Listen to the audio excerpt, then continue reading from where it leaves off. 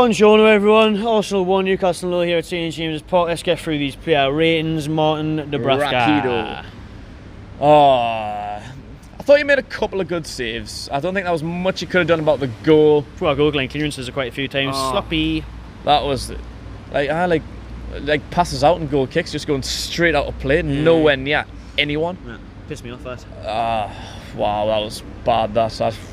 I don't even know what to rate him because he did make a couple of good saves. Like I say, the goal, couldn't really do much about that. It was his defence that let him down, but distribution was just, didn't think I've seen it worse. I don't know, 6 at best. No, at best. Generous. I'll take Paul Dummett. Dum. Nice to see him signing things for the fans out there. One of the only ones that did stop. Local lad and all that, and I thought he had a good game.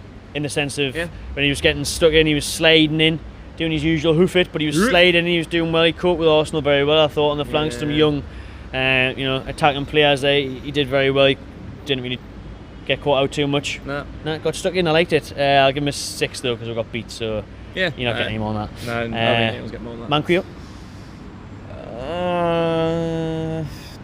I don't think he's quick enough. Like, there was a moment in the first half where Almiron had loads of space on the right-hand side. He was attacking, and what would have been perfect would have been like an overlap. Like he was coming, but at like tortoise pace. It's like where's Yedlin when you need him? I was going to say we've been slagging off Yedlin, but I think if we're going to play a formation, which I know Steve Bruce doesn't necessarily like, but I think what we need to do to go forward is play Almiron and Saint-Maximin on the wings. And to keep up with that pace, Yedlin's the only one that can do that. I haven't seen much of Kraft. I don't know how pacey he is, but with Yedlin's got that pace, and Manquillo just hasn't got it. Like, he's not quick enough getting up and down the line. So that way, I'd maybe.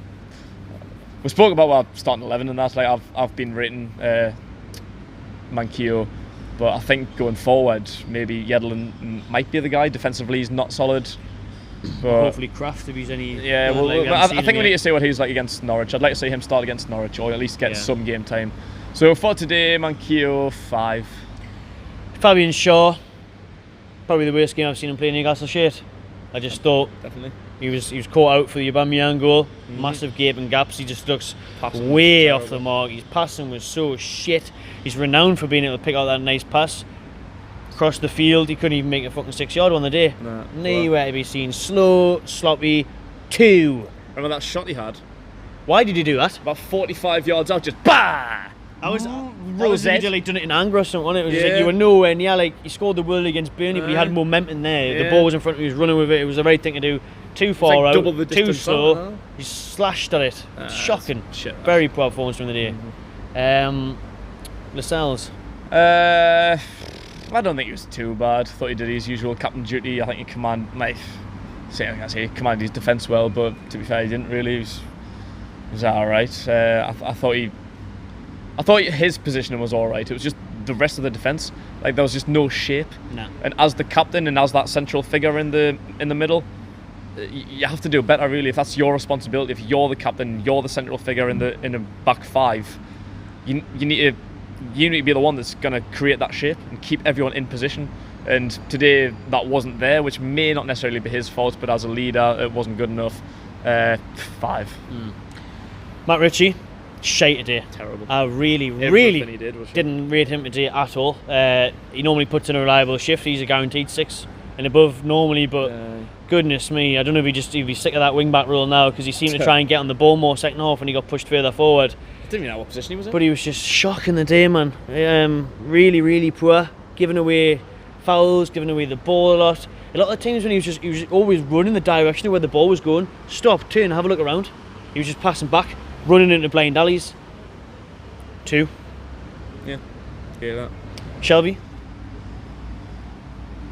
I thought he did alright, to be fair. First half he was playing some good passes, which I think we spoke about the other week with the pace of Almiron and Saint-Maximin, although they didn't even play together, especially with Almiron. He's putting them good passes in deep. He was trying to look out for things. He was getting into some great tackles. I think he made 2 successful tackles in the space of like 4 seconds. He was just getting himself in there.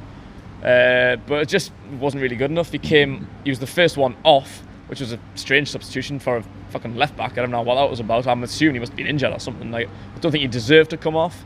But did he he had a good shot and all. I think it was the best chance of the game, really, even though it was post. a deflected shot off the post. You've only that one, innit? So first half, I would have said he was probably the best player in the first half, but second half he didn't really get running. I think he might have been injured. I don't know. We'll have to wait and see what the reasoning behind the substitution was. So, I don't know, overall 6. Sean Longstaff, super disappointed with him today. So glad we kept a hold of him over the summer. Sure what you're with now on Sky again, I just didn't get involved in the game enough, and when he did, he had little to no impact. It's them Sky games. He's live on Sky for the nation, for the world to see. Big team like Arsenal.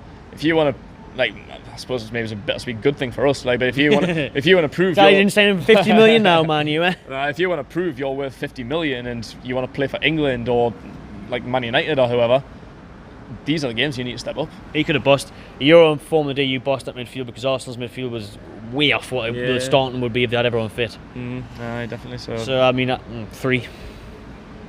Harsh but fair. Isaac Hayden. I thought he did alright. I thought Hayden did alright. Again, he was getting stuck in and out, similar to Shelby, especially playing that deeper role. He was just everywhere. He's just getting stuck in well. I was quite impressed with him, but again, everyone in the middle they were good but not good enough. So I can't give anyone really more than a 7. So Hayden, I'd maybe just give again a 6. Miguel Almiron. I think he's growing into it. I think he could come good soon. I think he's finding his feet. I thought first off he was excellent. I really did. I thought he was the only one causing a lot of problems, getting on the ball. He took a nice dive. Oh, a lovely dive. Give him an 8 out of 10 for his dive. VAR's here. You're not going to get away with that. I was hoping. We thought it was going to VAR first, didn't we? And then the Arsenal fans were saying, "Oh shit, it's a penalty!" But obviously they're up in the heavens. We seen the replay on Sky, and it's definitely a dive. Obviously the referee didn't even need VAR. He's seen it straight away. He could as well. He was in a good position. The referee, to be fair to him. Almiron taking people on very quick. So quick. Yeah. Just needed a bit more. Just needs a goal. Go to the fucking gym. He's built like me when I was 16. Honestly, he's getting past people. He was on the left. It was Monreal. He's trying to get past Monreal, who isn't the quickest, but he couldn't get past him because he's using his defensive experience, just getting his body in between him, and he couldn't get past him. He's obviously much quicker. In a head-to-head race, he'd piss all over him. But because Monreal has a little bit of defensive knowledge, he's not the biggest of guys, but he just held him off, no problem. He couldn't get past people. Even all the pace he's got, he needs to strengthen himself up, because if anyone comes in, just puts that shoulder in, he's fucking on the floor. I'll give him a 6 as well. Joe Linton, number 9 debut at St James's Park. Oh no, I had 2-1 on. 3-0 Man U. What? Joe Linton?